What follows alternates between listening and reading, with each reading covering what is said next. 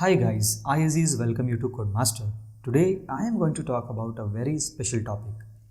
This topic is very popular among the JavaScript developers, and this topic is also one of the most misunderstood topic among the JavaScript developers. So the topic for today's session is debouncing. Yeah, you heard it right. So in this session we will learn what debouncing is, what problem it solves, and most importantly, we will learn how can we write debounce function from scratch. So without wasting any time, let's get started.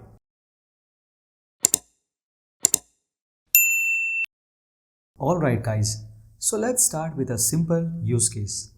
In this use case, we are going to talk about the search feature. In this search feature, we will be having a one input box where user can input the search query, and after user finish typing the search query, we are going to send the HTTP request to server to fetch the response, and as soon as we get the response, we are going to show the response to the user. So this is a pretty simple feature we will be talking about. So we will start with a very simple implementation, and going forward we will improve this implementation bit by bit.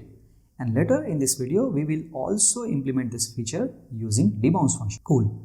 So let's see how we can implement this feature in a very simple way. So here we can simply implement this feature using a one input box and one button. So here you can see we have one input box.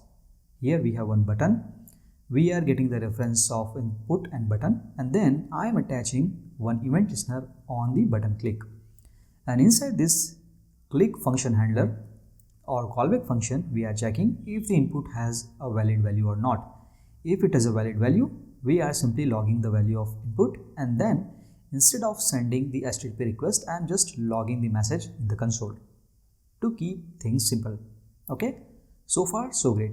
Now let's see this implementation in action. So here you can see we have one input box and one button. So when I type over here like this, and then when I click search button, you will see the input over here, and then we are logging the message in the console. Okay, excellent. So although this implementation is a pretty straightforward and it solves our purpose, and the most important thing is we are showing the search result with only one single HTTP request. But we are kind of not happy with this implementation. And why is it so?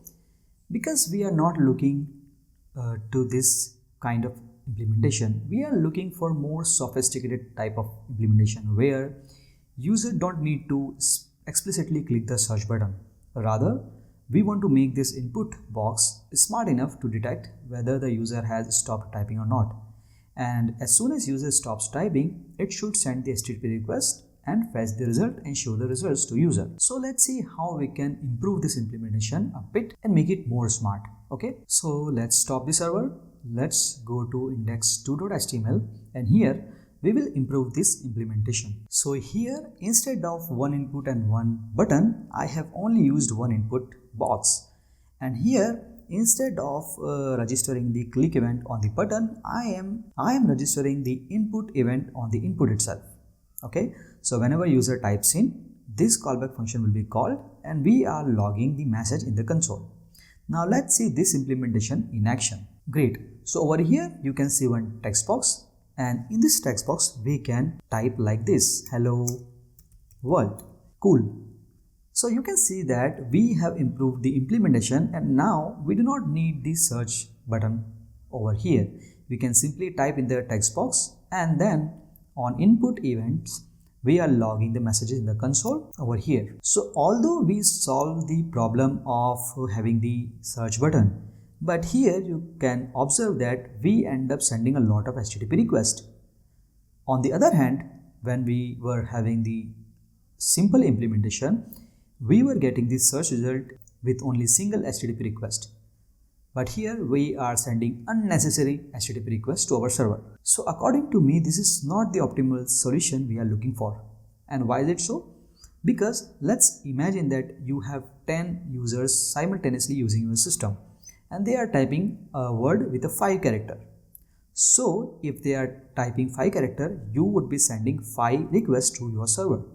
And if there are 10 people simultaneously typing, then you end up sending the 50 requests on your server, right? And as your server is bombarded with unnecessary requests, your server ends up taking a lot of resources and you end up spending a lot of money. So that's why this is not the optimal solution we are looking for. So the question over here is, how can we improve this implementation? So what happens if we wait for user to finish typing and then we can send the HTTP request?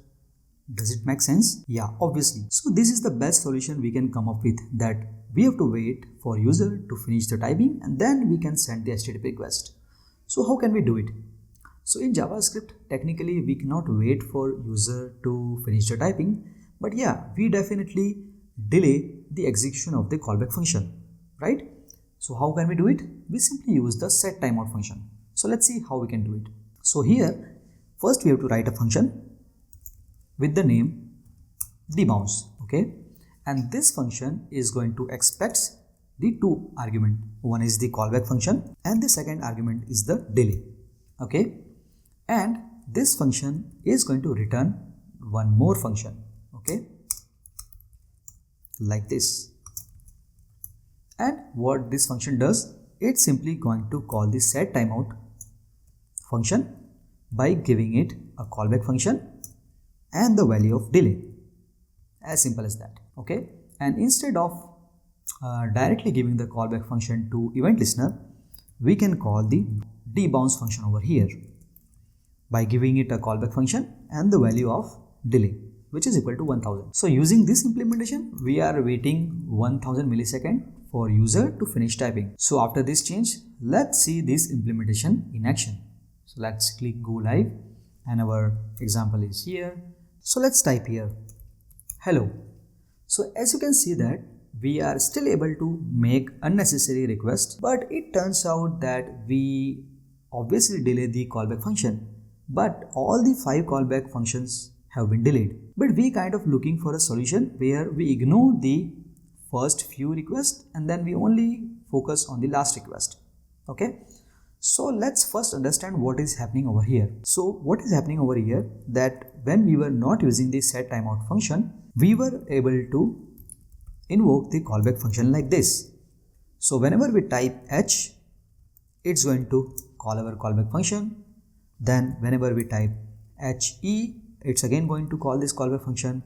When we type l after he, then again it's going to call our callback function, so on and so forth, like this. HELL and then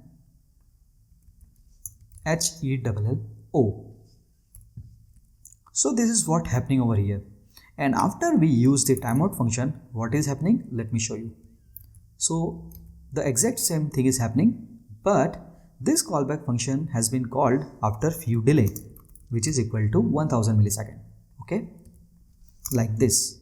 So all the callback functions have been delayed. But if you look and observe the callback functions carefully, you will see that we do not want this callback function to be executed. We are only interested in one callback function, which is the last callback function, okay? So here we can say that this callback function is a leading callback or leading callback, or this callback function we can call it the trailing callback, okay? So we kind of don't need this callback. Instead, we only need the trailing callback. So how can we do it? So as we remember that in JavaScript, the set timeout function is going to return one timer ID, right? Timer ID, okay? So how we can leverage this timer ID to ignore all of these calls and just focus on the last trailing call? It's pretty simple. So when this callback function is called, we are going to store the timer ID over here, okay? And when this callback function is called within the given time frame or within the specific interval, which is equal to 1000 milliseconds, if this is happened, then we are going to just delete this timer ID, okay, and create a new timer ID. So when we do this, so this callback function, which is scheduled by the set timeout function, will be discarded by the JavaScript engine, okay? Similarly, when this callback function is invoked, we are going to discard this timer, okay, or this callback with the help of timer ID, okay? Similarly, it will work with this one. And for this callback function, as there is no trailing callback after that, so it will be executed by the JavaScript engine as it is scheduled by the set timeout. Okay, cool. I hope you understand this concept really well. So if you understand this concept really well, let's implement this concept in the debounce function.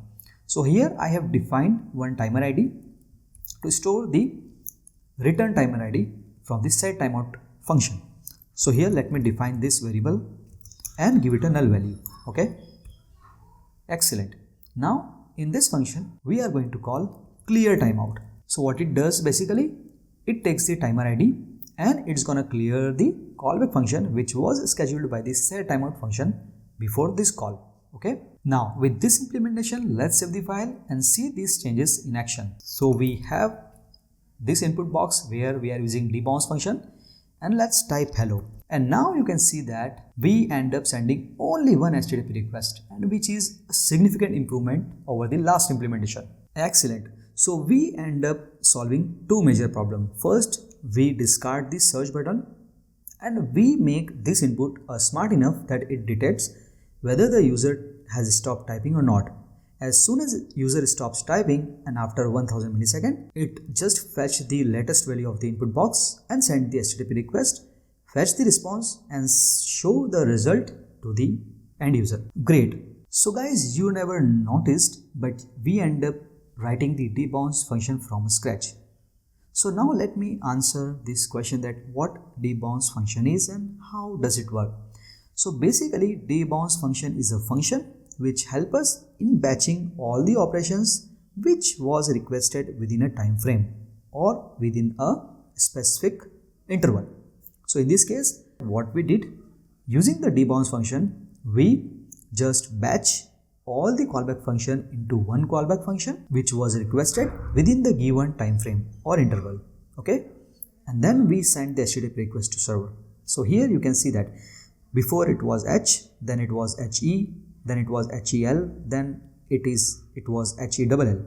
So we are kind of batching all the changes, and then in the last we are sending only one HTTP request. So this is the main purpose of debounce function, to batch all the requests requested within a given interval. So I hope by now you understood that what debounce is, how it works, what problem it solves, and most importantly how to implement the debounce function from scratch. So this is pretty much all about debounce function in JavaScript.